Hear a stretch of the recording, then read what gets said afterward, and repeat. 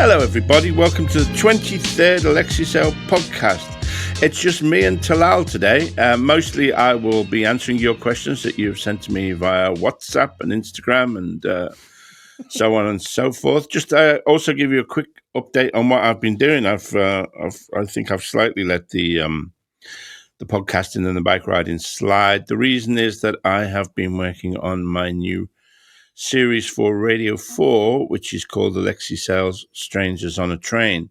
And we did the pilot late last year, which you may have heard went out late at night on Radio 4. And Radio 4 loved it so much that they commissioned a series. So there's going to be 7 of them. And it's going to go out after the Archers on a Sunday night, which is quite a prime slot. So what it basically involves me doing is I catch a train. Well, usually catch a train for no reason. And then I meet up with another train and I get on that train. Like, for instance, I traveled from London to Manchester.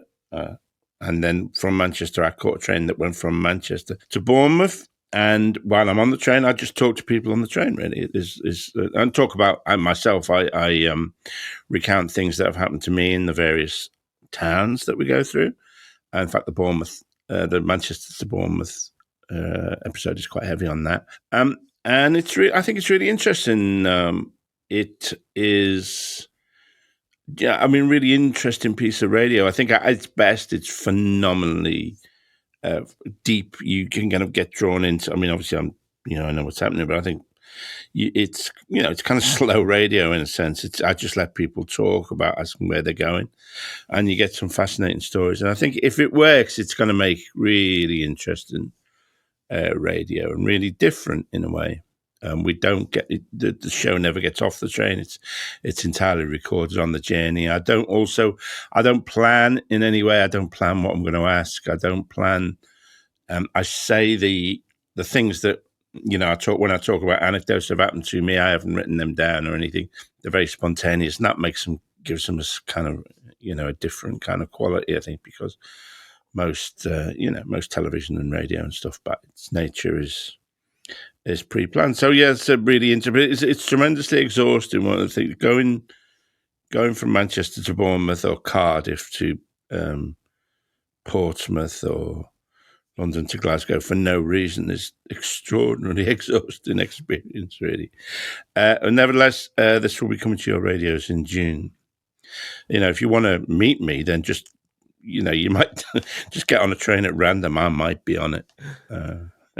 Yeah. So that's basically what I've been doing. Yeah, you've been really busy with that. Whenever I'm calling you to schedule something, you're like, "Oh, yeah, I'm in yeah, Cardiff, I'm in some random, yeah, Shropshire."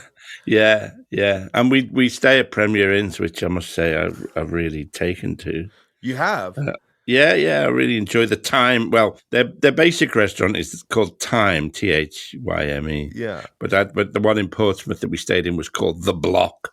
Ooh. And was like a steakhouse. I don't know whether it's just I'm kind of delirious after spending all day on a train talking to people, but I value my 2-3 glasses of wine and my. It's a rare occasion that Premier Inn is getting compliments by a comedian. That's normally like do they mostly moan about them? Yeah, really. Yeah, it's kind of. It's on the lower tier of accommodation. Really, I think they're fine. I don't know why you'd want to stay. I'm not. I don't know why you'd want to stay anywhere else. Really, it's a shortcut gag too. Yeah, they're fine. I think. I mean, and I've talked. I don't know if I've talked on the radio, but I mean, that was one of the things. Touring in the 80s and 90s was nightmarish because hotels were so bad. Oh, I was going to ask, what's the worst place you've ever stayed? Oh fuck! There was a place in. We did the tour of the comic strip in 1982, and we stayed in a place called the County Hotel in Sheffield. It was so cold that I had to sleep. It was a horrible hotel. We had to sleep. I mean, I think Peter Richardson had a predilection for kind of hotels with character, so I think we would stay in a terrible kind of nightmarish place, even if there was a better place available. But I had to sleep with my hat on. And also our regular keyboard player, Rod Melvin, I think couldn't make it that day. So we had a substitute who was my memory of him is that he was driving instructor by day who smoked a pipe, but he picked up the waitress. He was like really sleazy, but he picked up the waitress in the pizza place where we ate, and I could hear him having sex with her in the room next door. So that's why did you need to sleep with your hat on? Because it was so cold, it was freezing. That tour we stayed in universally terrible hotels there. As I say, I think Peter did it deliberately, really. Just awful. How big is the crew you have with you when you're making Strangers on a Train? It's an interesting. Thank you for that. Well, we've got there's me. There's a sound recordist, Lyndon. There's a young researcher called Harriet who's got charming personality, and she's the one who goes and kind of goes through the train asking for people to come and see me. Uh-huh. And then there's the other producer, Peter, who's this guy about the same age as me, and he basically just kind of oversees the thing. So it's four of us. So you're sat in one spot and they bring the people to you. Yeah. You have your own carriage, so that is nice. No, but the train company, I have to say again, I'm going all corporate now. I have to say a big thank you to Cross Country Trains, who've been tremendously cooperative on I think the majority of trips we've done, because we want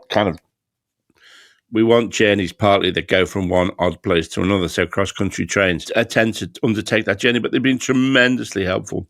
What they have done usually is secured me a 4-seater in first class.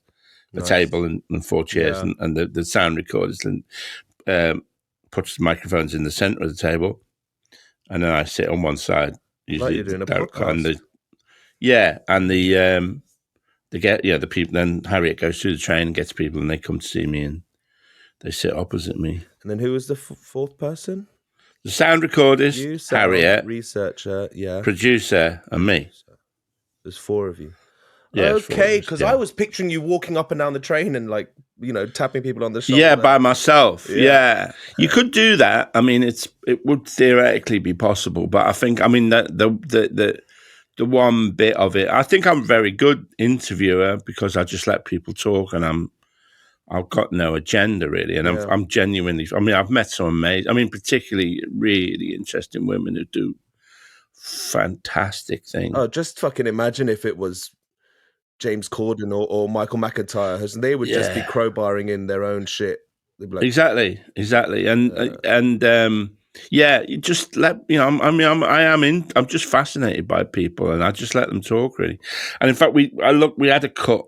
I mean, yes, you can't imagine James Corden or Michael McIntyre. The first cut of I listened to a first cut of Manchester to Bournemouth, and I just thought it was too much of me, and I just said, to Peter, who does the edit, really just take me out, because it's just, it's not about. I mean, it's kind of about me, and it's about my experience, my connection with the journey, but it's also primarily about the other passengers on the train, and that's you're a fucking brilliant performer and producer of content, because you care about the finished product, because it's not about putting yourself at the front. I know, it's all I know, and it's kind of unique that, I mean, it's not really a great claim, but I mean, it is that I am, as an interviewer, I want to let the interviewee talk, and that's almost unheard of in a lesser comic would use it as an advertisement for their ego, but I'm just interested. I'm fascinated by people, like what they had for their tea. I mean, genuinely, this is not an affectation. I just want to know about people, really. As a producer myself, I'm blown away by the simplicity. I would not have fucking thought of that. Have you in one spot and go and research the passengers and bring them over to you.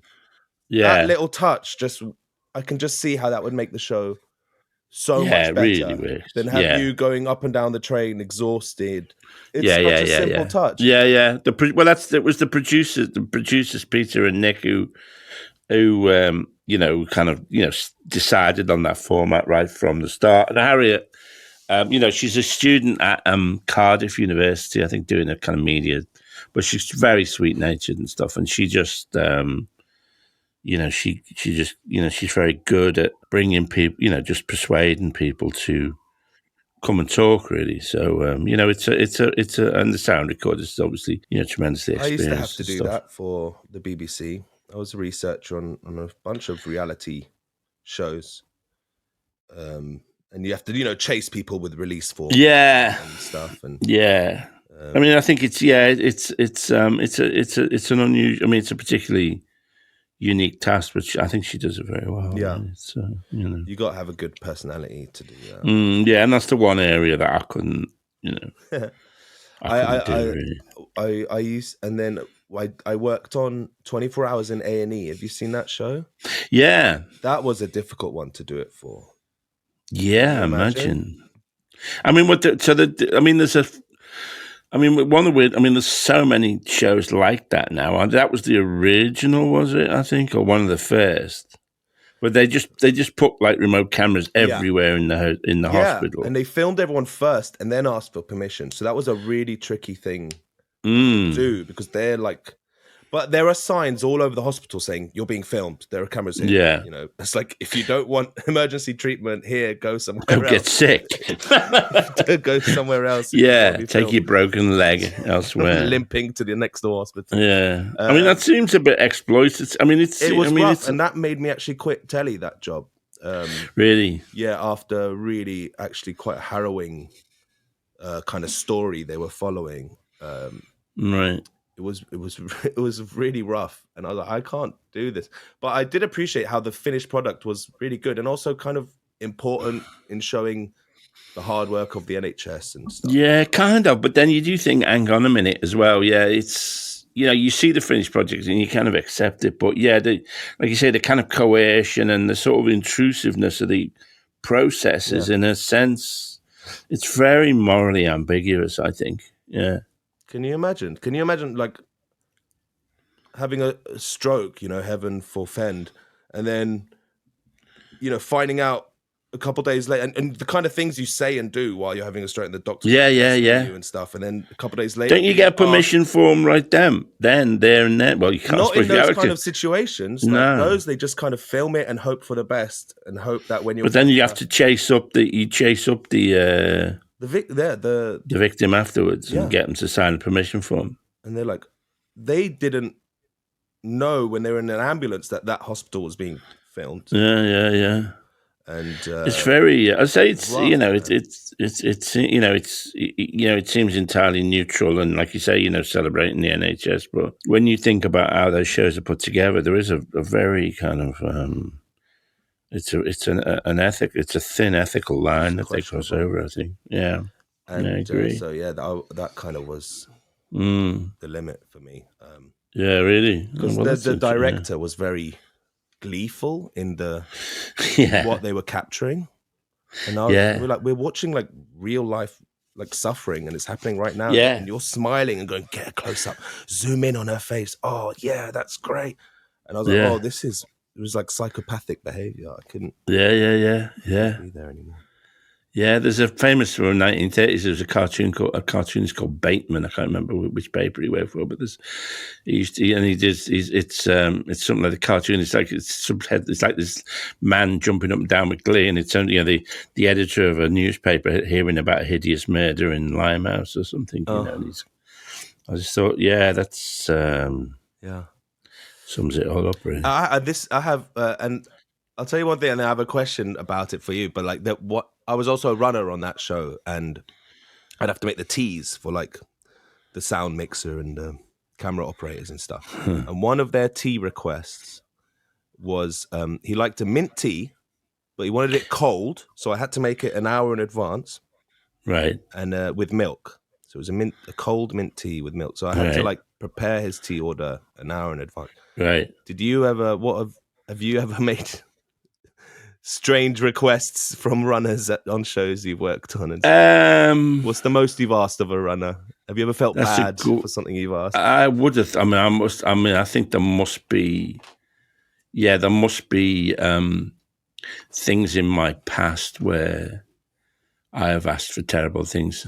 When I toured Australia, I had a particularly successful tour of Australia, I think in 1990, and I thought for some reason that I was going to go for bike rides around the various towns in Australia I was in, and I made the poor publicist kind of find me a bike, and she had to kind of carry it from town to town until I told her to. I was never going to ride it, and she just threw it on a rubbish tip, I think. They shield you from, you're not, I didn't see her. She hid her suffering from me with it. She was schlepping this fucking bike around from town to town. She's a very nice girl. We're very fond of her. But, they hid their suffering from me, really. Yeah. I think That's pretty bad. It was terrible, really, yeah. And also, I think because of that, I was drunk on power, because that tour, it's the only tour where we put in like loads of extra dates that I've done, and it was a massive success. And I was on like the Australian news, and like me arriving in Australia like the Beatles, and it was like a massive hit. Funnily enough, the next tour that I did was not nearly as successful. But it was the one time where I've really had to run away. We put it 5, 10, and loads of extra nights in Sydney. Nice. The other thing that I also I also said to the promoters, I wanted them to buy me. There was a little Suzuki used to make a pickup entirely for the Asian market. Ooh. Tiny little pickup based on a little hatchback called the Suzuki. It was called the Suzuki Mighty Boy. And they used to do a Mighty Girl as well in pink. And I got so drunk on power that I remember seeing one at Sydney Airport. It was like a little 2-seater. I just loved it. And I asked the promoters to buy me and ship me to England as a kind of present, and a Suzuki Mighty Boy. And, it's a bit more than a bike. I think they went, yeah. Well, they made a phenomenal amount of money, but I mean, it was. Did they get it for you? Nah, they kind of made, they kind of pretended to be looking for one until, my enthusiasm died down. I'm sure they were used to. They'd done like Frank Sinatra and stuff in their time. They were used to kind of stupidities of entertainers. I'd love a pickup. Yeah, it was really cute. Suzuki Mighty Boy, Suzuki Mighty Girl. They were made in Thailand, but they were right-hand drive, because they were mostly sold in Australia and other countries that drove on the left. So so there's probably somebody out there who's a fan of the Mighty Boy or Mighty Girl. Did you play the Sydney Opera House? I didn't play I used to play the State Theatre in Sydney. Generally, I have played the Sydney Opera House. That was when I was there in 2016, yeah. Wow. It was amazing, man. It was sold out, really. And it was part of the Sydney Writers' Festival, it was an amazing experience. It was really. I think I flew in. I think I'd been in Melbourne, and I flew, and I was by myself, which is unusual because Linda didn't come on that trip, and so I flew from Melbourne, I think, in the morning, went straight more or less to the Opera House, met some friends, and had lunch, overlooking Sydney Harbour, and then did the gig, and it's low risk because it's a kind of book reading, but predictably the acoustics and so on were, I don't know how many it holds. It's like 3,000 or something. It was just a phenomenal gig. It was really amazing. That's cool. Yeah. But I know it's an interesting question, ridiculous requests I've made of runners and stuff. Because I think I would not be a runner's favourite. I mean, I would not be like really one of the ones who's hated, Yeah. But I would not. I don't think a runner would really find me. You might come across as a bit cold because you're actually quite shy and you're quite quiet when you're not working. So runners might be a bit perturbed by that, I think. But I can't imagine it being. Maybe when you were at your peak and your ego. I was a worse. Yeah. I could be a bit. And they may again if you're a runner and you're listening to this. Continuity. I remember having a drink. I was working on a kind of TV movie, and the continuity girl screaming at me in the bar of the hotel afterwards, but because I was fucking about with what hand I was holding my pencil in, I didn't respect. Oh, I was being a She screamed at you for that. She was really shouting at me, about what a fucking nightmare I was. Oh wow, naughty Alexi, mighty boy. Suzuki Mighty Boy. That's Yeah, the name of the episode. I'm titling the episode Mighty Boy. Yeah, that's really good. Just the word alone. Yeah, giving me the giggles. Yeah. Okay, yeah. We have lots of questions to catch up on. So yeah, we've had a really nice run of some great guests and journalistic episodes and stuff. But it's been a while since we've caught up with emails. So yeah, I thought I'd throw some at you. Absolutely, hit me. I thought we'd start with some quick fire ones.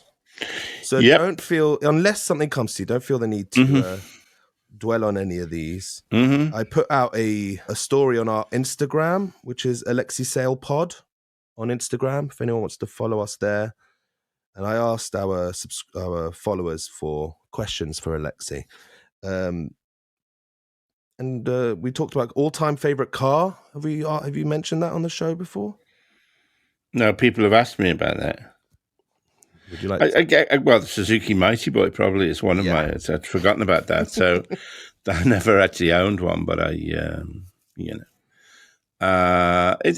having been a motoring journalist, people often asked me, what's your favorite car, and I never really. I think this is aesthetic. There's all kinds of things wrong with it, but I think the most beautiful car in the world is a short wheelbase Land Rover from about the mid-90s. Land Rover 90, either diesel or V8. I just think there's something that I owned one. They're a nightmare to drive. They do about, used. I'd have won a V8, 3.5 litre, used ludicrous amounts of fuel. And it broke down. It used to break down when it rained. It wouldn't start when it rained. Isn't that the whole point of a Land Rover? No, it was. There was extraordinary. There was like a crack in the where the spark plugs were, I think, and it just when water got in, it wouldn't start.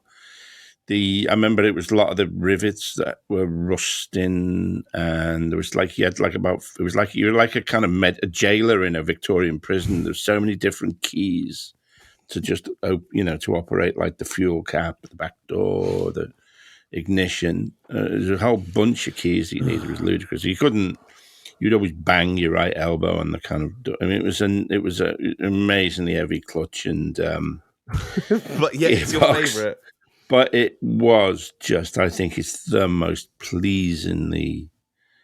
It's what they call it's a 2-box design, which is like a classic saloon is a 3-box design. So you got the engine, which is a box. You got the passenger compartment, which is a larger box, and you got the boot trunk, which is a 3rd box. So this is a 2-box design. So large passenger compartment, and engine, and it's just something extraordinarily harmonious about that design. So I'd say that would be my choice of most beautiful car ever, really. Okay. I was persuaded to buy one. This is a story by a young actor called Dexter Fletcher, who he's gone on. He was a kind of child actor, and he was in a movie that I'd written. And he's gone on. He's sort of specialized in he directed. I think in the end, uncredited, he directed the Queen movie, and then he also directed the Elton John movie, both of which, in a sense, are terrible. They came out in the same year, didn't they? As well, within a year. Kind of, yeah. He's developed a. I don't know. I mean, these hagiographical portrayals of dissolute rock stars seems to be a kind of niche that he's fallen into. He's a good actor. He was in not Saving Private Ryan, the other one. He was in Band of Brothers, I think, and his brother was also an actor. But it was because of him that I ended up myself with a short wheelbase Land Rover V8 Defender. He had one when he was very young, but for some reason he had one, and I persuaded him to let me. He wasn't happy with it, but I persuaded him to let me take it for a drive. And I thought, I'm going to get one of these. So I did. Oh, him. Yeah. Really interesting career. Yeah, he used to host Games Master when I was a kid. That's right, yeah. I used to watch that show all the time. Okay, interesting. I think he might live around here. So I think I've seen him in the street with a dog. It was a nostalgic Yeah. experience seeing his face again. I just Googled him. Yeah. And it's a, it's a skilled direct, being a director is hard really. And, to helm. And I think they've both been really successful, those movies. I mean, I've particularly fucking hated the Queen one, but I mean, and I'm a big fan of Remy Malek as well. I love Remy. I mean, he was in, it's going down a rabbit hole, isn't it? But he was in he was one of the cast of the War in the Pacific version of Band of Brothers, playing somebody from New Orleans, I think. And you thought, bloody hell, who's that guy? Especially because he's Egyptian. And you're Mr. Robot, which is good in parts and stuff. So I'm a big fan of Rami Malek, but it was called The Pacific. His portrayal of Freddie Mercury, yikes! Well, I thought he was the best thing about that film. Yeah, no, it was kind of good in a cartoonish kind of way, but I just yeah, it was very over the top. Yeah, and lots of shorthand storytelling. Yeah, and it's just very untruthful, I think. Yeah. Did you ever meet Queen or have any experiences meeting Queen? I feel like I've met Brian May. Yeah. Somewhere. But I can't remember where. But he's very good about animals. I'll give him that. Mm-hmm. But I can't remember. Okay. You never went to one of Freddie Mercury's parties or something? No. No.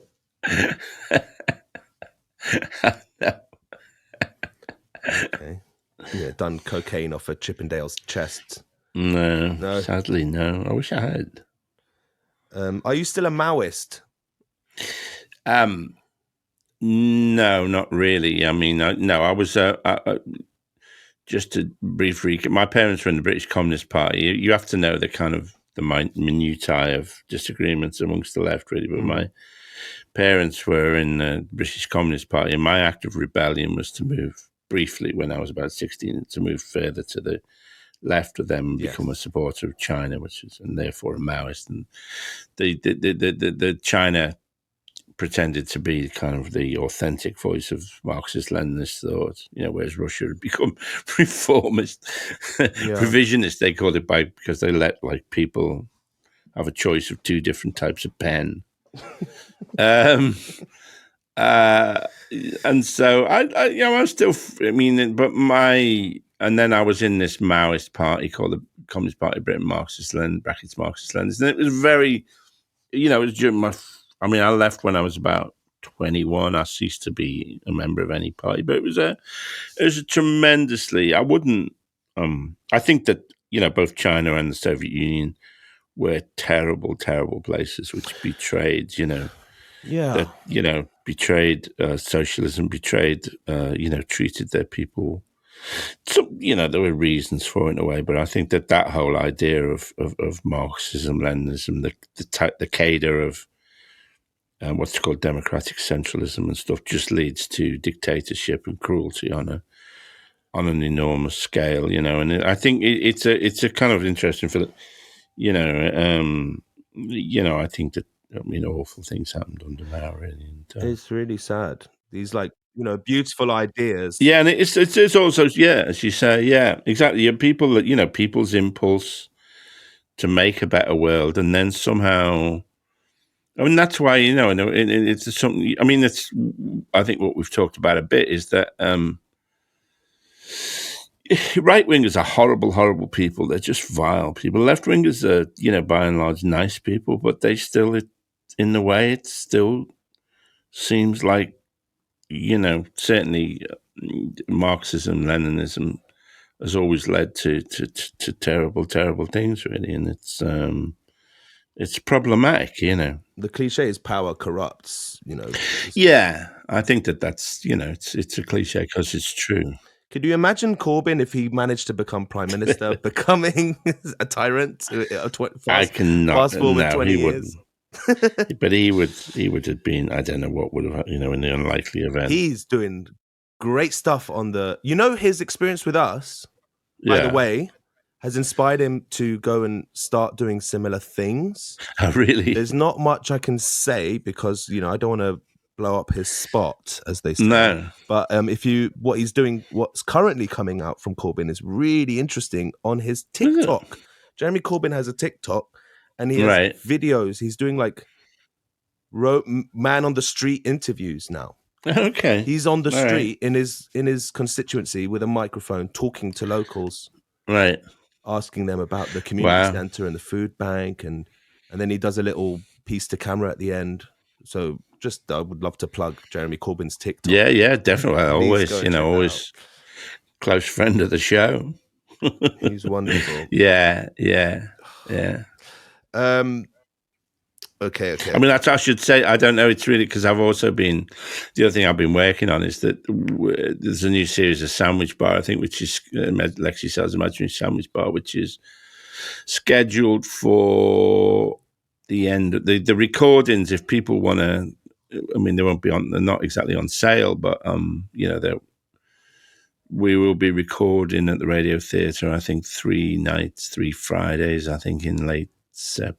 And I know that they're always massively oversubscribed because free tickets for those shows. But so I've also been kind of just last couple of months really mapping out what those shows are, because in contrast to Strangers on the Train, which is completely unplanned, and I think that that's a deliberately, the reason that Sandwich Bar is, some people say the best radio show that there's ever been. Yeah.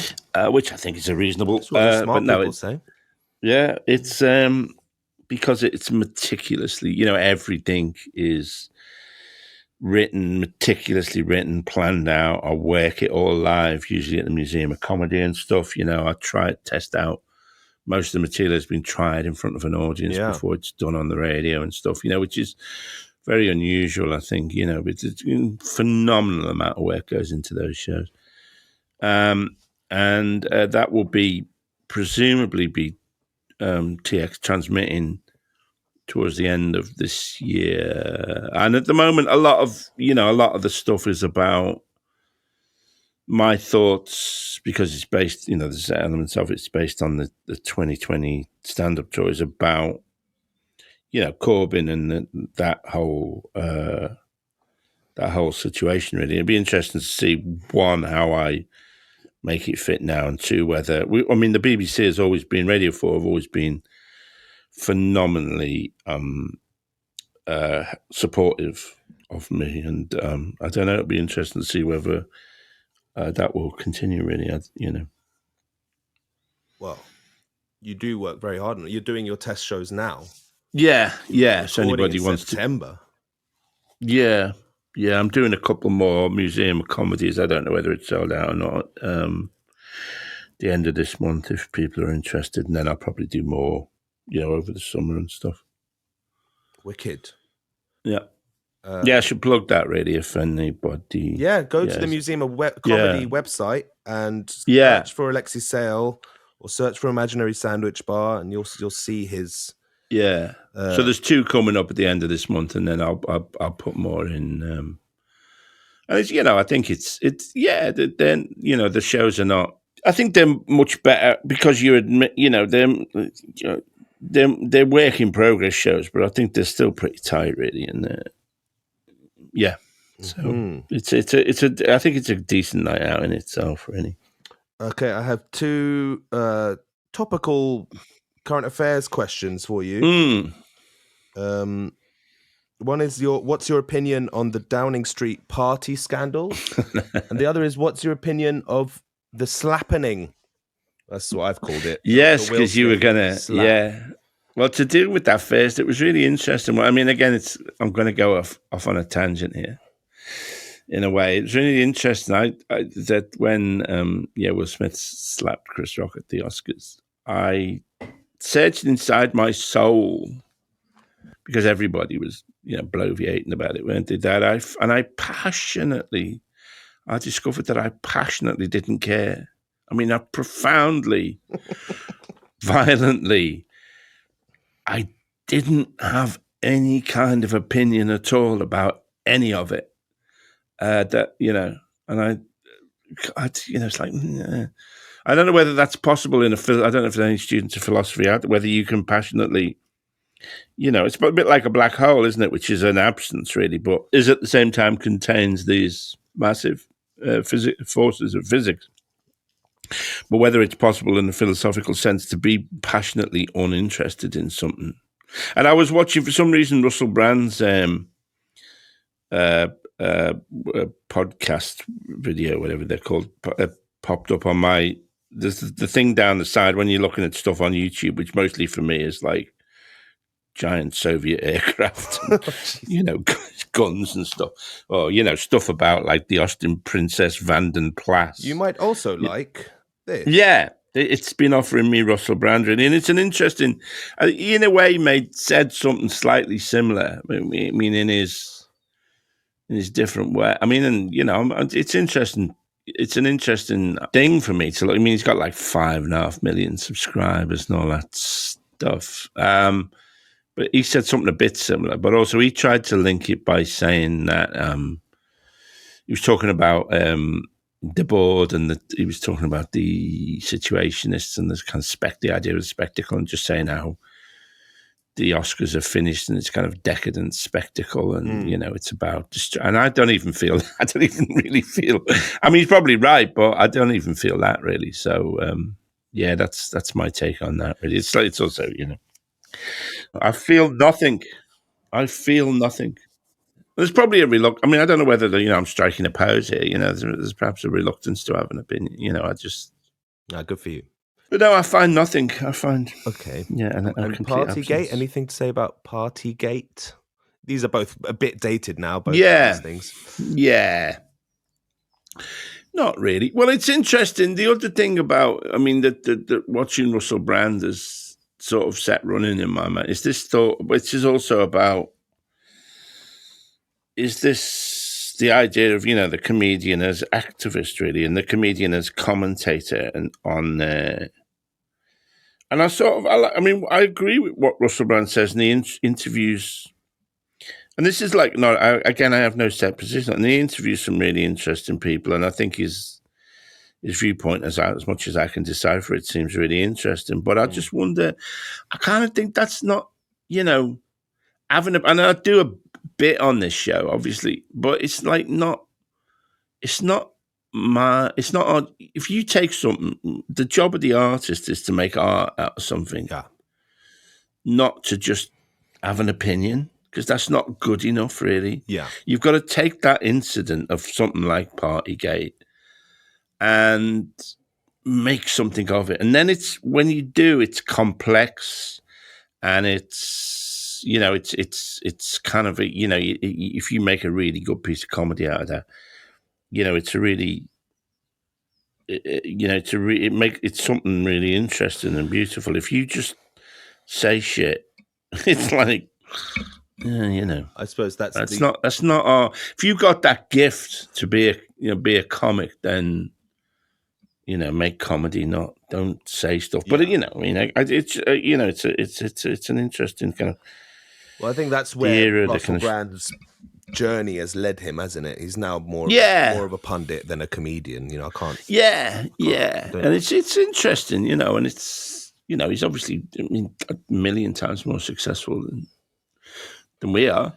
But not a million times, but it's sort of somehow slightly. I agree with everything he says, and I think his proposition. It seems to be a kind of proposition about anti-nationalism and anti kind of the nation state, and a kind of an anarchist kind of position with everything that I agree with, but I find it vaguely depressing. Well, when you say you agree with everything he says, well, I don't know about everything. I mean, what I've seen, yeah, I'm sure, you may have said something. I'm not offering a blanket. I think he plays a dangerous game, though, because I know that there's a big crossover in his audience between lefty liberals, and also there's like the weird alt-right conspiracy nuts, kind of Joe Rogan kind of, bit of Joe Rogan-y vibe, and so although if you're looking at what he says, you know, critically or intelligently, then there's a lot to be taken. But then a lot of people also just they read what they want out of what he says. And right, yeah. Yeah, no, it's just it's a funny. I mean, he had Yanis Varoufakis on. You know, I think he's very articulate, and you know, he's somebody I agree with. He's undoubtedly very intelligent, but I think he's too intelligent for a lot of his audience, which is maybe a bit. Russell Brand or Varoufakis? Russell Brand. Maybe, yeah. I noticed in the back you often see his cats as well, sort of playing with each other, which is a nice. It's cute, yeah. He's got this. It's kind of cute, yeah. I don't think. We'll see if he wants to come on. I'm sure he won't. I always feel like this is.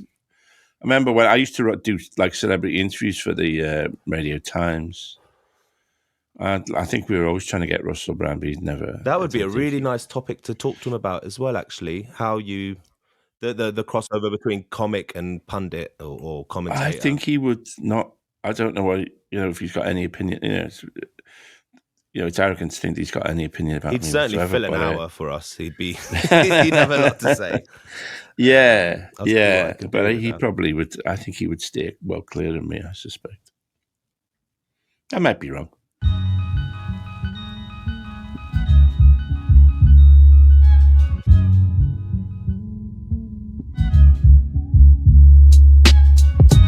All right, I got I found it a really interesting email that I want to ask you from Neil. As a long-term fan, I've often heard you drop the name Brecht, and because of that, I've read and studied him. So could you talk more about Brecht and what he means to you? And is the spate of actors, comedians, breaking the fourth wall, is that Brechtian or not? And what about the one-man performance of the Threepenny Opera? Okay. Well, this is probably I love Hotel of the Weeping Women.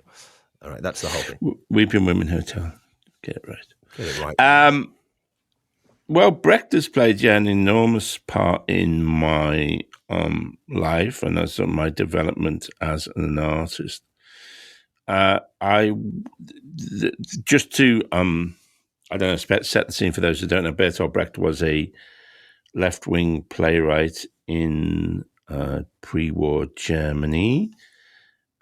He survived the war, went to the United States for the duration of the war, came back and then lived in East Germany until he died. I think he died at the age of 56, but he also might have died in 1956. I'm not entirely sure.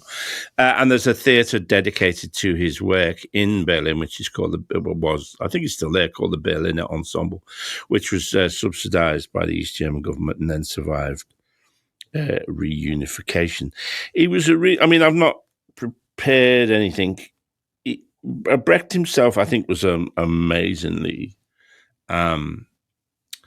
talented character, really, and he pioneered a kind of style of performance which is in many ways unique. It's always political. It uses elements of cabaret. It uses so people talk directly to the audience.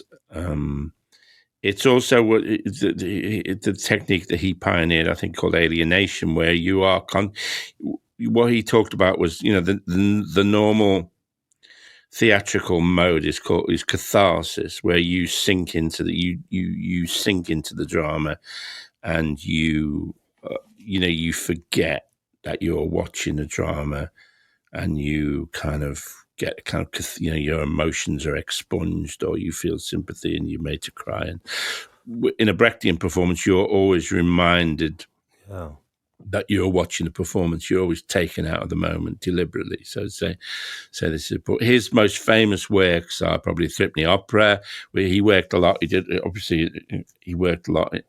He did a lot of musicals. And he worked with Kurt Weill, a profoundly talented musician and orchestrator. He also did, dramas such as The Good Woman of Szechuan, The Irresistible Rise of Arturo Ui, which is a satire on the rise of Hitler. He was also a phenomenal poet. and some of my favourite poems, I think, are by Brecht. The way that I kind of got into him, I think I was probably my best friend from school, Cliff Cocker, who was also, his parents were also in the Communist Party, and he was a little bit older than me. We were in the school play together. He, in 1976, started, I think, around about then, started this theatre group called Threepenny Theatre, and he did a production, a kind of fringe production of songs and poems of Bertolt Brecht. He asked me to be in it. And Cliff was a great expert on Brecht, and I listened. I was so taken with all the ideas. This? Around about 76, I think, 77. Wow. And it was the first time that I, performed professionally, as it were. This was then after you'd moved to London? Oh, yeah. I moved to London in 71. And it gave me the taste for performing, for being in the theatre. And then when it was a kind of big, when the theatre group split up, there was me and another Liverpool actor called Bill Monks, and Cliff left, and that's when we said, let's write a comedy show, and from that came the rest of my career really. But I've always incorporated Brechtian ideas in my performance. I also. I used to do a bit in my stand-up about, because I looked like Brecht, and I used to do a bit in my stand-up about looking like Bertolt Brecht. And I noticed, I was looking at an old episode of Stuff on YouTube, you see, and there's a bit with Bertolt Brecht advertising hair rollers. Not written by me, but written by Rennick and Marshall. So yeah, I think he's the great. I mean, I think the Threepenny Opera is one of the greatest works of whatever theatre, profound. Also, though, interestingly, there was the woman who used to do my publicity when I was doing stuff, called Sally Homer, really interesting woman. We talked about doing just like doing a kind of show where I sang and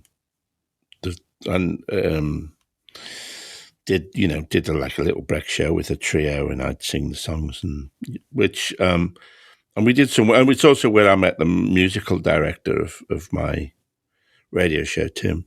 It turned out actually that I can't really sing. I can sing, but I can't sing the same song twice. But we spent a lot of time working on the show, and we got other actors and actresses involved.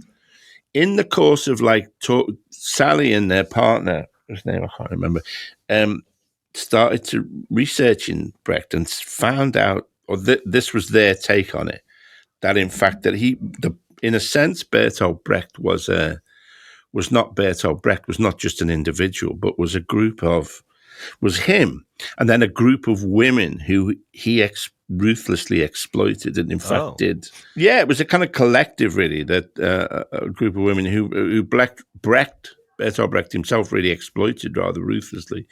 He did sometimes give them credit, like Elizabeth Hauptmann, who actually, they said, wrote the main part of Threepenny Opera. He did give her a degree of credit for that. He was, I think, Lotte Lenya, I think, who he was he married to, and she was kind of tougher, really, and managed to get a lot of credit out of him. Was that his wife? I'm not sure. I'm sorry. I haven't researched any of this. I mean, I knew he was a bastard anyway. He was always a bit of a bastard. I know that even though he lived in East Germany, he made sure that all his money, all his royalties were paid into a bank in Switzerland, for instance. I knew he was always a kind of rogue, really. I didn't, but Sally and her partner said, I mean, they never managed to get this show together, really. But, it opened up a whole new complex kind of area about Brecht himself, really. Nevertheless, however the work was produced, the work itself is magnificent. The poetry and the music and the theatre, Caucasian Chalk Circle as well as another masterpiece, I think. And there's a lot of Brechtian influences in Sandwich Bar.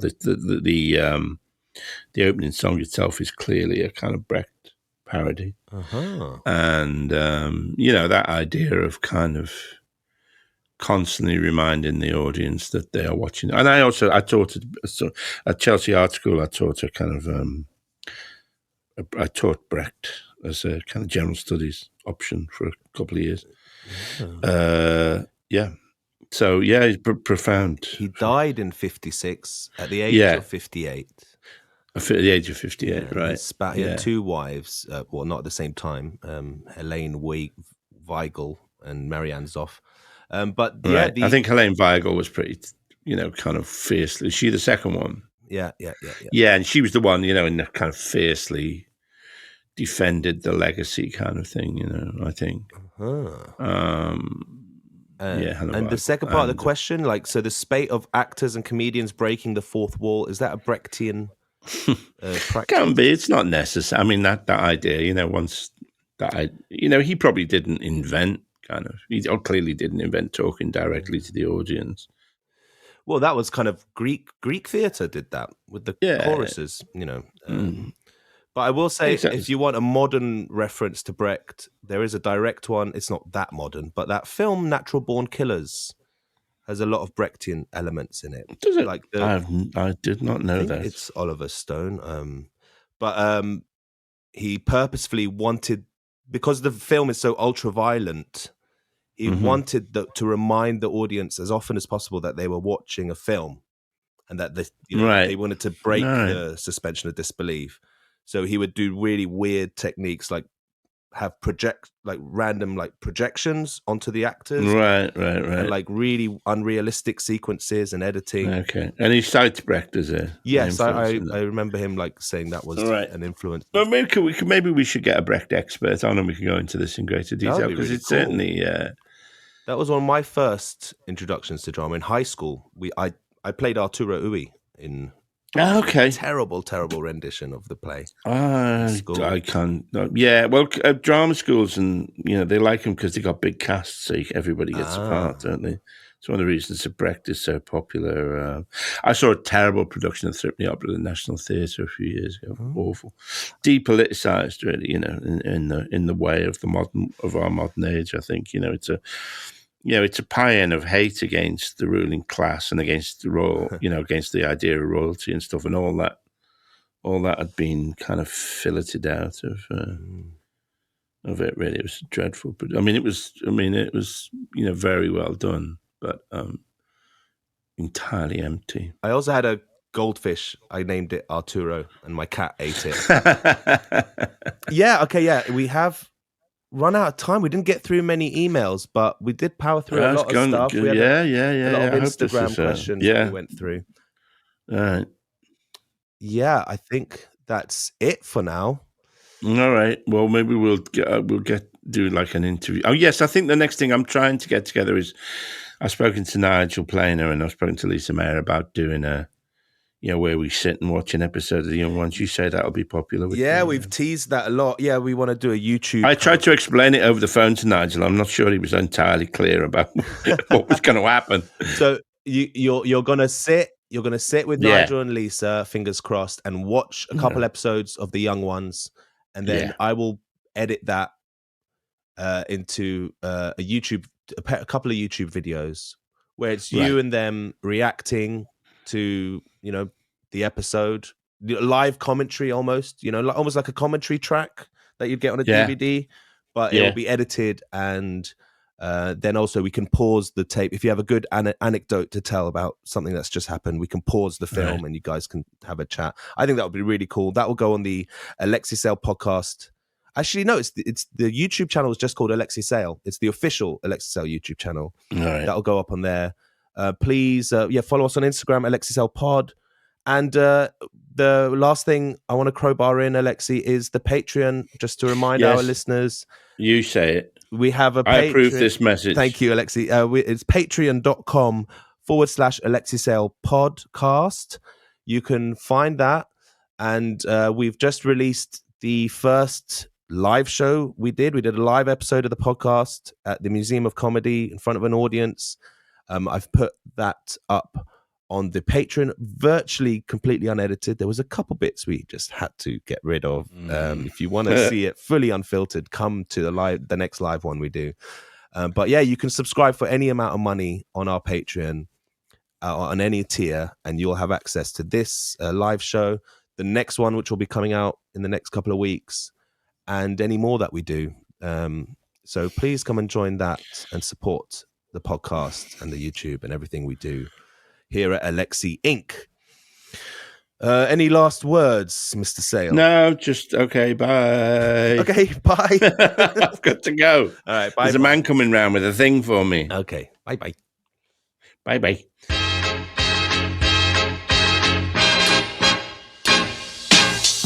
You've been listening to the Alexi Sale podcast, produced and edited by Talal Karkuti.